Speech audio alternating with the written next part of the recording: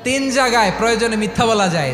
এক নাম্বার, আপনার ওয়াইফকে খুশি করার জন্য, সে একটু এরকম না বলে একটু কৌশল করে বললে খুশি হবে, ওটা বলা যায়। দুই নাম্বার, জীবন মরণের ব্যাপার, যান বাঁচানোর জন্য একটু কৌশল করে ঘুরিয়ে বললেন, এটা জায়েজ। তিন নাম্বার, দুইজন ঝগড়া লাগছে তাদেরকে মিলিয়ে দেওয়ার জন্য কৌশল করে একটু মিথ্যা বলা, ঘুরিয়ে বলা যায়। দুইজনের মধ্যে দেখলেন যে সম্পর্ক খারাপ, একজনরে বললেন, ভাই সে তো ওই দিন আপনার ব্যাপারে অনেক প্রশংসা। কি আমার ব্যাপারে প্রশংসা? কি বললো? এই বললো আপনি নাকি এই করছেন ওই করছেন, অনেক প্রশংসা। লোকটার মন খুশি হয়ে যাবে তার ব্যাপারে, ঠিক কিনা?